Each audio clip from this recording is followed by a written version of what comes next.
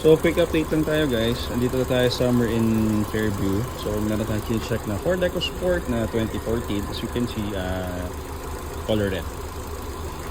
So, amoy baby. Bihira din magamit as per owner. Maraming kotse sila ma'am.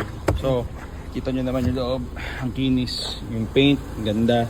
Kaya talaga may advantage pag maganda yung parking or maayos yung parking, hindi mafe-feel yung pintura. Unlike dun sa mga iba namin nag-check, pag wala talagang maayos na na parking, nag-fade siya. So sayang. Ganda natin.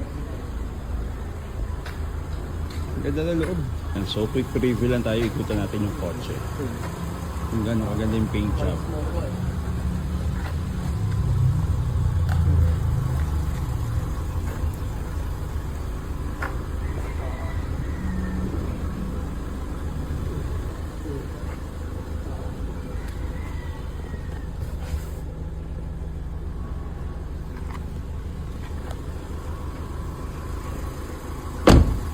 So yun guys, nadila natin yung EcoSport.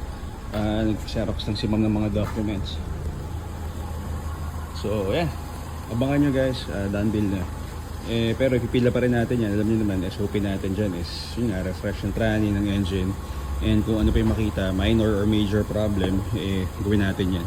Yung gulong makapal pa, bagong palit daw sabi ni ma'am. So chinek namin, makapal nga. Hindi pa natin na ito expiry. Hindi ko alam kung yung harap yung pinalitan o yung likod, o i-check na lang din natin. Pero parehas makapal yung sinilip ko. Ayan, quick preview lang dyan. Ayan. So yun. Ayan, GTA guys, abangan nyo to. Magiging available to. So actually pwede nyo na siyang i-reserve kung gusto nyo. Pero yun nga, kailangan pa rin namin ng leeway para i-refresh yung unit. Okay, so yun lang. Maraming salamat sa inyo. Bye bye.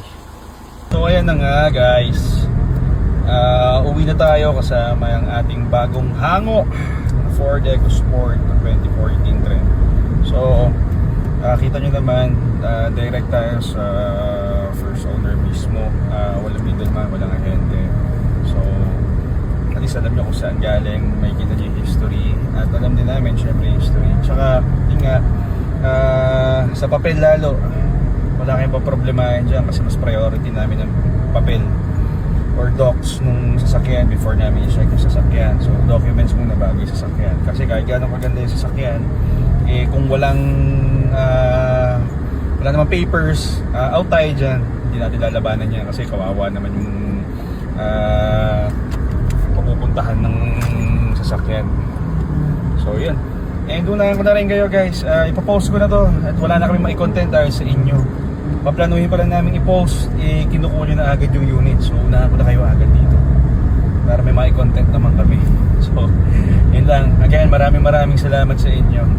So pahabol lang, Ford Mitsubishi Mirage available din to. Hindi ko lang nakalimutan ko year model pero this week lang to.